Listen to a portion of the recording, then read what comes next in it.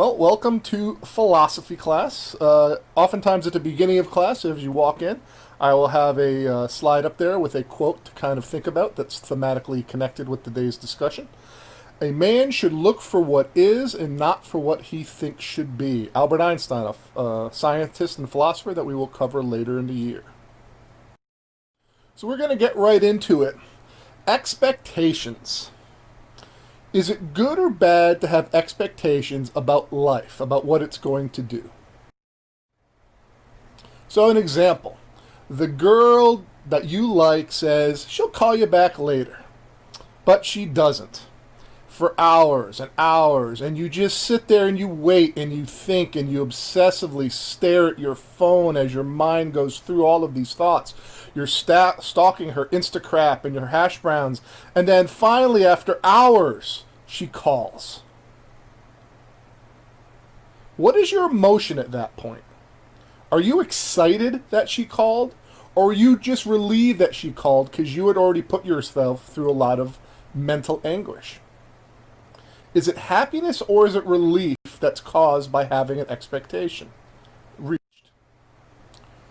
When you release your expectations, you are free to enjoy things for what they are instead of what you think they should be. So the concept is, having an expectation for what the future must do is a trap, and it's the cause of most of our negative emotions. The story goes, the mom was sitting at the table with her two friends with her little baby, and she was fawning over the baby. The baby was 3, it was not this young. And the baby was playing with a stethoscope. And the mom was so excited and said, "Look at my child, they're going to one day be a doctor." And then the child picked up the stethoscope part that normally goes on their heart, and they put it over their mouth, and the child said, "Welcome to Wendy's, do you want fries with that?" Our expectations, where mom was expecting the kid to want to be a doctor and the kid wants to work at the Fri window, these expectations are basically a minefield that we have to walk through. An expectation is a preconceived model, in other words, something you come up with ahead of time, of how life must be in order for me to be happy. It is a foolish proposition.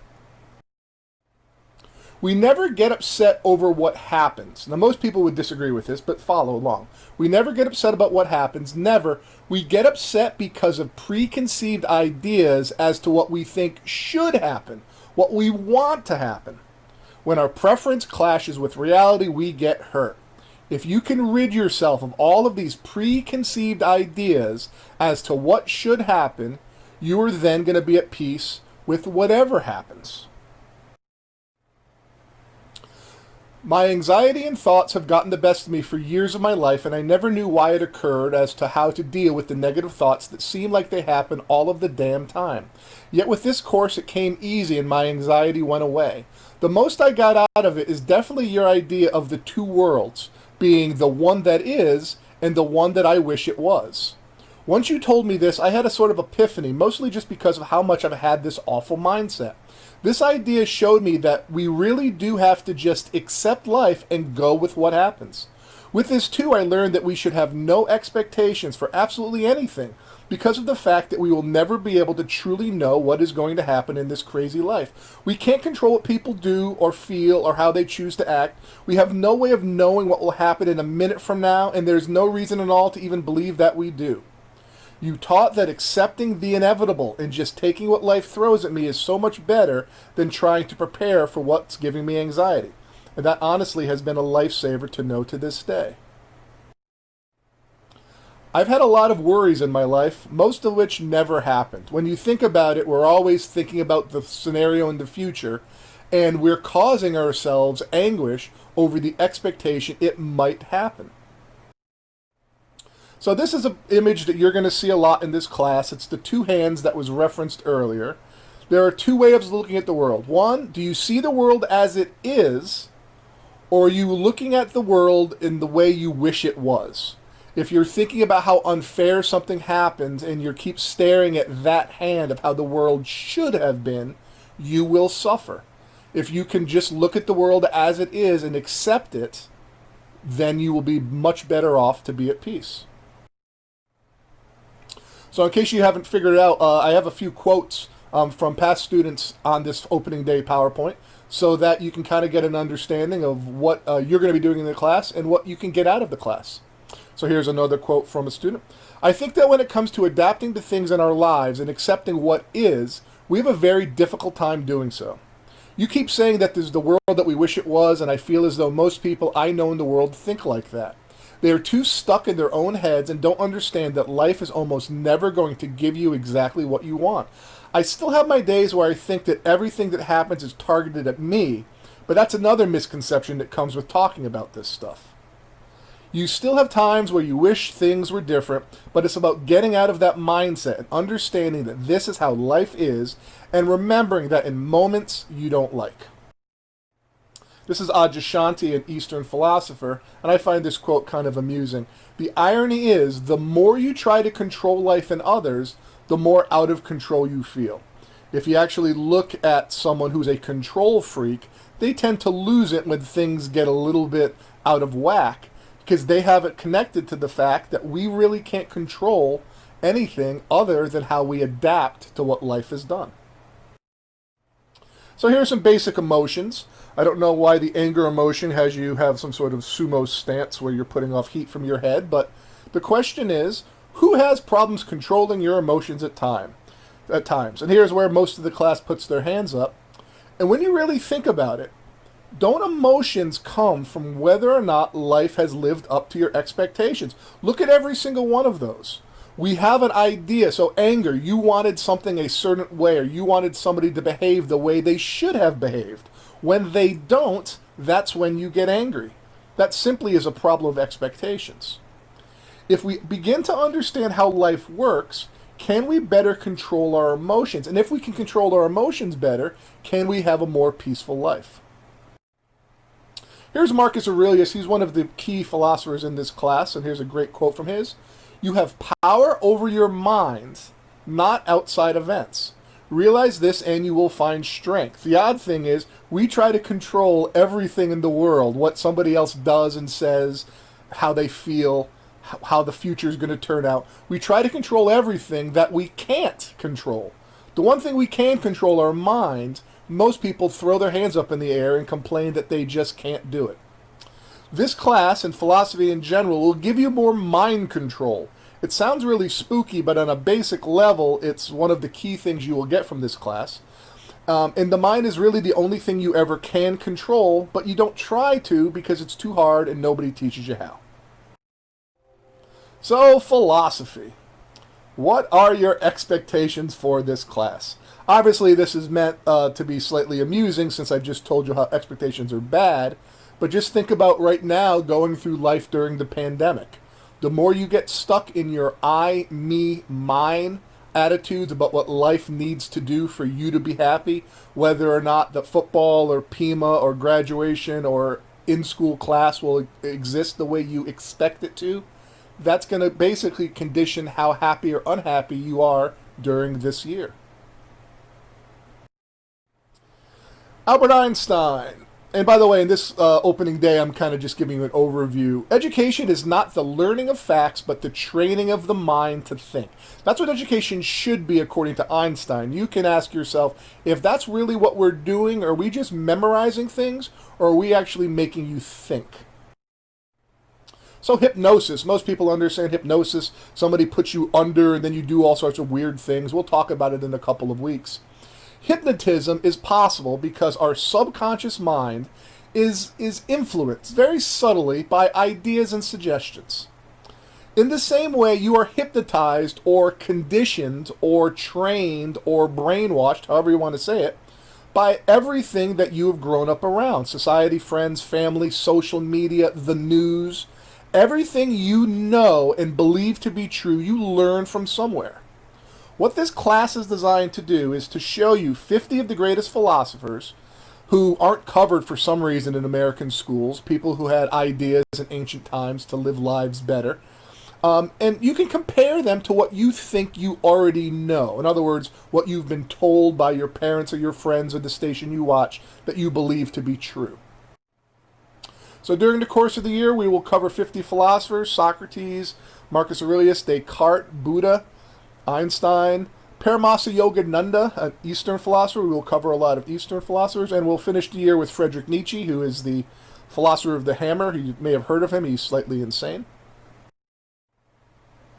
Each philosopher during the year, I will embody their views. In other words, I'm going to try to convince you that they are right, even if I disagree with the concept. One day I'm going to cover Adam Smith and how great capitalism is, and the next day I'm going to cover Karl Marx and tell about how communism is better and how capitalism must be destroyed.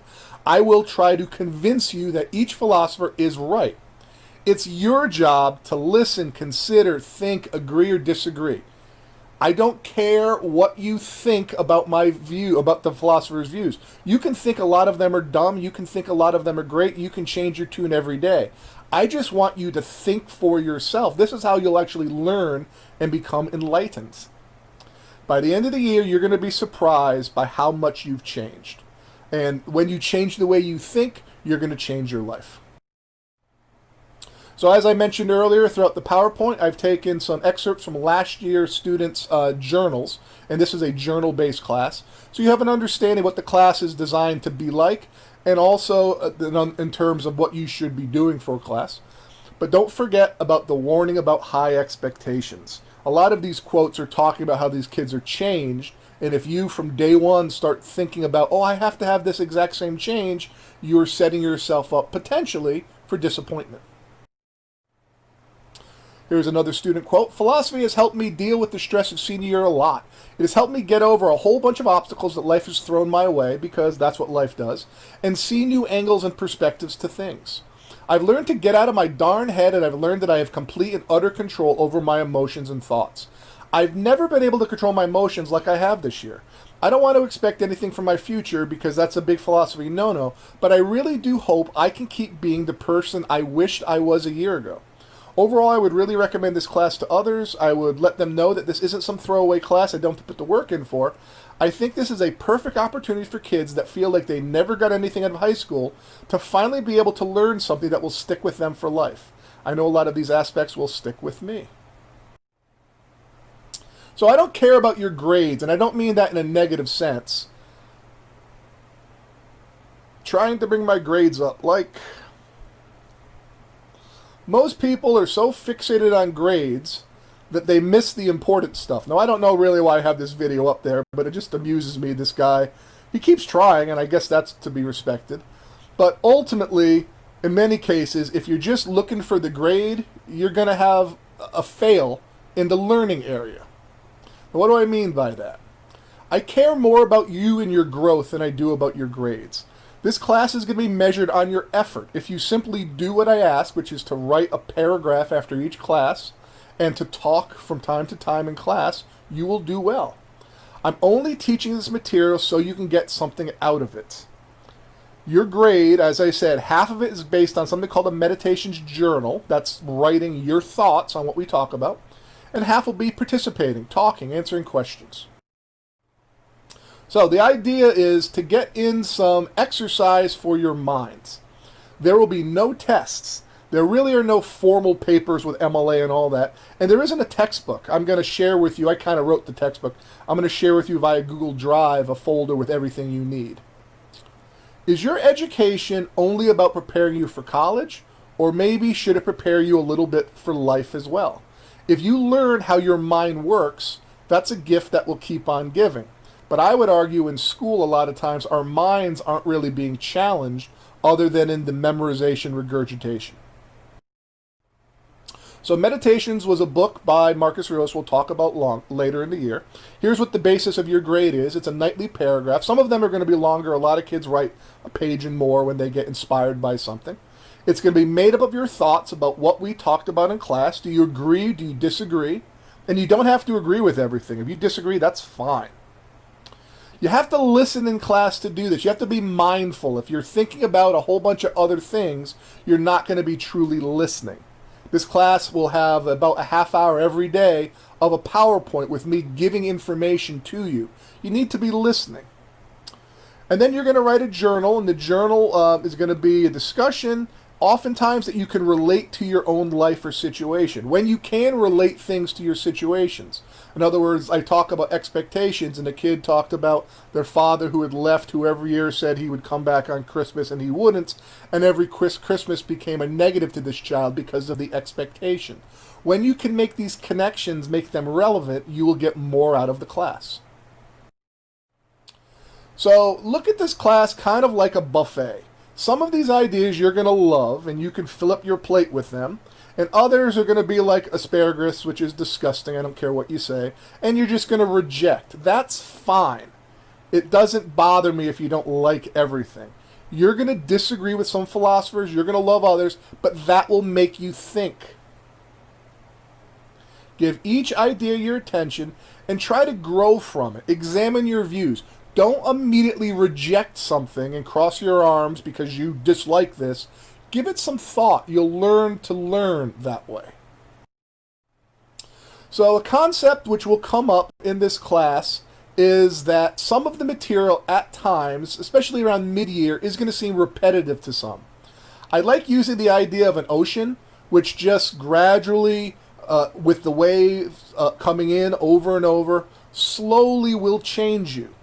The idea of the class, I've learned from teaching it for a few years now. In the beginning, maybe hopefully as early as this week, you're going to be like, wow, this is a great class. And then in a few weeks, you're going to hate me. Some of you are. Because I'm going to begin to challenge things that you think are true. And then about midway through the year, as I said, some people are going to start to get bored and think this is repetitive. That's the mistake.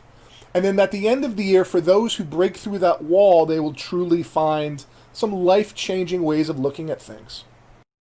Here's a student who talks about the idea. At the beginning, I felt like some of the stuff we were learning was going to just be really repetitive. But as the weeks went by, I realized no one is going to get it right away.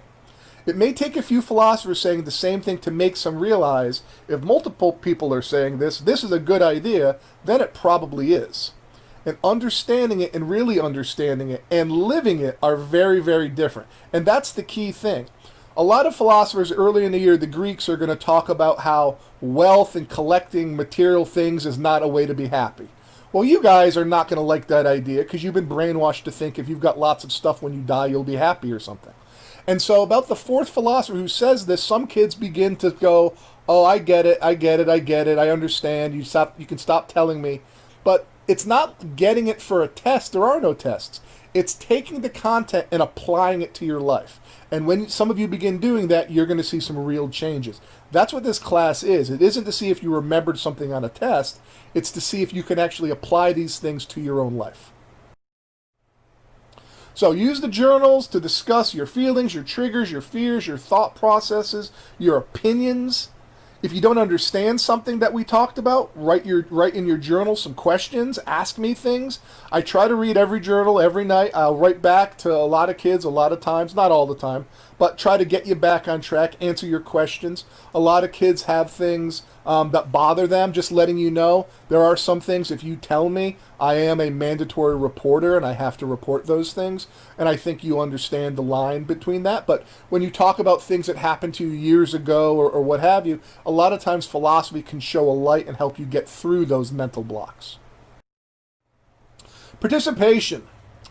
Now, you don't need a pen or paper. You just need to be mindful for our class discussions. Now, I say this, you don't need to take notes, but I've actually learned that the kids who do take some notes, they tend to learn more. It keeps them on track. What should your notes be if you took notes? Just things that you're interested in talking about in your journals. You don't have to write everything down. These videos and PowerPoints exist to rewatch them, but if you want to take notes, you can, but you don't have to. During the discussions, think about and generate comments and then add them to the discussion. Raise your hand. When you begin to talk, that's when class gets good. You're going to get sick of listening to me. Hopefully not, but we'll see. But you're going to learn a lot from each other. A lot of times you'll realize that you're not the only one suffering in that way, that everybody is. I'm going to end up calling on those who don't raise their hand. Don't worry, it's not that bad. I'll kind of take you along the way. Now, obviously, it's different if we're online, but I will try to get everybody involved in discussion. Now, some of you are going to be scared early on. Don't worry, it's not that bad. By the end of the year, you'll realize the anxiety that kept you from talking, hopefully, is greatly diminished. Now, one big problem, if you start making fun of other people's comments, you're going to incur my wrath. I am a pretty easygoing guy, but when people laugh at each other in a mean-spirited way, that's when I drop the Macho Man Jimmy Snuka elbow off the top rope, metaphorically. The idea is it should have an open, friendly atmosphere where we can actually talk and all learn from each other. It's easy to get a 95 in this class. All you got to do is write your journals and talk. There are no wrong answers. If you do the work, put in the effort, you will get an A. Make a note, kid. You just get old and realize there are no answers, only stories. And that's the problem. In school, you're taught everything has a right answer. And in some cases, in math and in some cases, they do. But in life, that's not the way it is. In philosophy, that's not the right way it is either. There are no wrong answers. However, it's also very easy to fail this class. Do nothing. You will fail. It's not a threat. It's a fact. I'm not giving you a test every night. Your homework is simply to write your opinions. If you stop doing that, or if you don't talk, you will not do well in the class. Very few kids actually fail the class, but when they do, a lot of them say they actually got something out of it. They were just too senioritis to try, which is disappointing, but it is what it is. Another quote, we all come to school to learn, but we learn about math equations we will never use, or the difference between an alliteration or a metaphor. They are not like this class that could potentially make life easier or get you through. This class has given me material to live a better life and have views on things I never thought I would. The class taught me more about myself and the world than any other class has.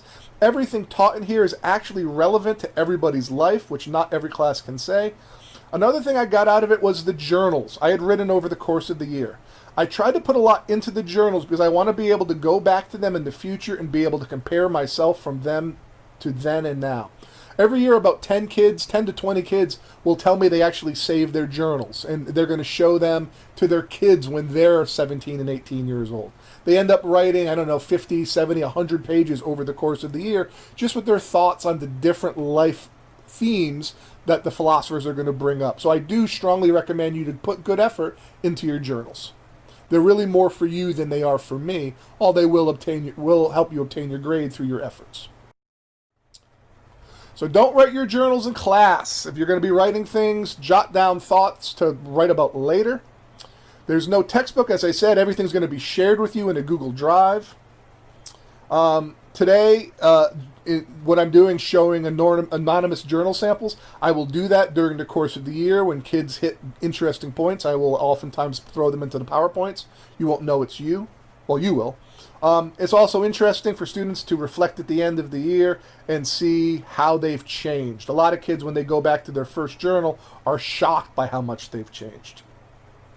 And as I said, many have printed them up and saved them to use for future viewing, to show their kids or what have you. So the idea of school, or this class, what this class is, it's a jungle gym for your mind. It's a way to exercise what you think. And that's what school should be, in my opinion. Grading. If you're going to miss a class discussion, you're responsible for watching the PowerPoint, watching the videos, and writing a journal. They'll be all numbered for you. There's going to be a syllabus, a pacing guide. You'll know exactly what you missed. If you're going to be wicked shy and not want to talk a lot in class, well, then you better be writing good journals. Oftentimes I have kids who either talk a lot but don't do a lot of writing, or write a lot and don't do a lot of talking. If that's the case, I'll take care of you a little bit, but we are going to get everybody doing both at some point in the year. And I'm going to be entering your participation in journal grades twice a quarter.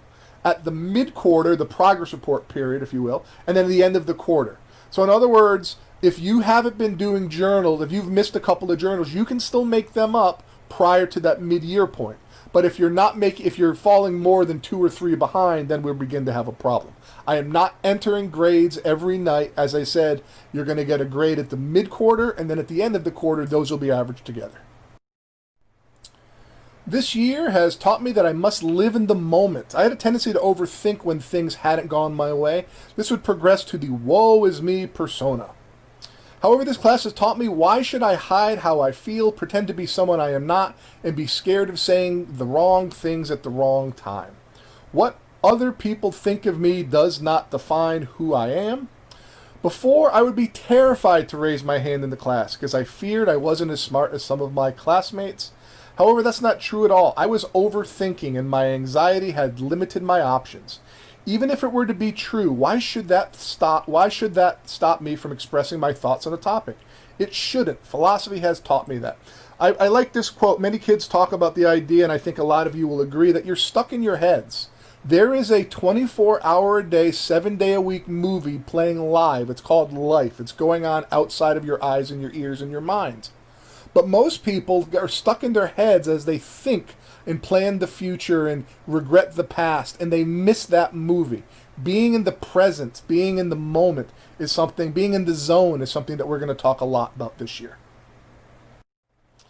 When I wear a tight shirt, how I feel, how I look. Self-esteem issues are something that almost every high school kid has, and it's something that will be addressed during the course of the year. Low self-esteem is like driving through life with your handbrake on. That woe is me mentality that a lot of people have, it keeps you stuck. I'll let you read this for yourself, but in the past, many kids kind of realize they swing between these two poles, if you will. This class single-handedly helped change and shape me into who I am today, and this course is definitely something that I wish all students were required to go through. As an example, I take from one of my first journals where I discussed my self-esteem issues that played a big role in my life for a pretty massive chunk of high school. I honestly think your classes helped me a lot in not caring what others think.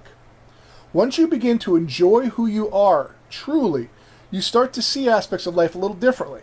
I struggled throughout even this year with liking who I was. I felt like the person I am wasn't good enough for other people. But once I stripped away the others, I realized that for myself, I am enough, and that's what I think matters most. Usually at this point in class, I have kids put their head down and raise their hand if from time to time they deal with self-esteem issues that cause them, generally speaking, to dislike themselves. And at that point, about 80 to 90% of the kids will raise their hands. Most people think they're suffering alone in this self-esteem thing, but almost everybody has it because for some stupid reason, we give other people the key to our happiness. This picture of a bomb is the idea of a time bomb. There will be things I will talk about in this class that you will maybe register in your head, but they will not become real to you until a later time in the course or maybe in life. I still have kids 5 years later writing me, telling me, oh, that thing you talked about, now I get. And a lot of the class are things that hopefully you can apply at a later time. I could have put a toolbox up there, but the time bomb metaphor was used the first year by a great student, and I kind of like it because later on these things are going to come back to you when you need them. The unexamined life is not worth living. This is a pivotal quote by Socrates, one of the first major philosophers. Not only is it a pivotal quote, but it's the purpose of the course to get you to examine your lives. This quote is saying, if you don't examine your life, if you do what most people do, which is to sleepwalk through life, then you're going to miss out. And also, it's the final essay question on the final exam, to examine your life and your thought process and how it's changed. Frank Zappa, a musician, I love this quote, a mind is like a parachute. It doesn't work if it's not open. This class will open your mind so that you can listen to both sides of an issue and realize that both sides might have some validity and both sides might be wrong as well. In my personal opinion, from a life and academic point of view, I'd by far say this class prepared me more for life than any other course. It's changed my life. The way your mindset broadens and shifts makes life and getting through high school so much easier. I suffered quietly to myself for years, which was the worst mistake I have ever made, and I honestly believe there's so many people who I pass in the halls struggling just as much as I did. Suffering is purely how you view a situation and act, or don't act upon it. I would not be who I am today without this class, and there's so many memories and deep topics I can't wait to take with me to college, so I'll be able to handle the stress. So, if you want to try to achieve what kids in the past have gotten out of the class, all you have to do is put in the effort and to think. As you're going to find out, whatever you think, the power of your thoughts and mind control will truly change your world. If you begin to take a true look at both sides of issues, you will expand your minds. Buddha, one of my favorite philosophers, we will cover, we are what we think. All that we are arises with our thoughts. With our thoughts, we make our world. If you go through your whole life thinking, woe is me, nobody likes you, and you end up being a wallflower in the corner, never talking or making eye contact or being friendly, well, guess what? Woe is me, nobody's going to like you. Whatever you think, you will become. We have a lot more ownership of these things than we realize. Life is like an empty box. It's not what you get out of it, it's what you put into it that matters. The class is the same way. Some of you are really, and I'm going to come back to this concept, some of you are really going to apply yourselves in this class, and you're going to develop your minds, and hopefully it's going to change you in a positive way. Others of you are going to look at it as a class where you kind of do the stuff last minute, or if at all, and you're not going to get as much out of it. And that's your choice. You'll get out of it what you put into it. So, your homework tonight. Google document. You need to have a Google Doc, and you're going to share it with me. Here's the address. That one doc that you share with me, you're going to add to it all year long. On that doc, you're going to label it your name, whatever your name is, and then philosophy journal. All year, you're going to write in that one document. So after you share this one document with me, and I'll let you know if I've received it in the next class, all year long when you write in that document after each course, I will use that document to assess your grade. I will use that document to read what you're writing. You never have to resend it. As soon as you update it, it will be sent to me. And in that way, I can comment on what you're writing and hopefully individualize your learning experience. So tonight, your first journal is first have a Google document you share with me to that address, and just write your thoughts and feelings about class after day one. Sometimes I'm going to give you specific things like that. What are your thoughts, feelings, expectations about the class after day one? Other times it'll be completely up to you to write about what speaks to you.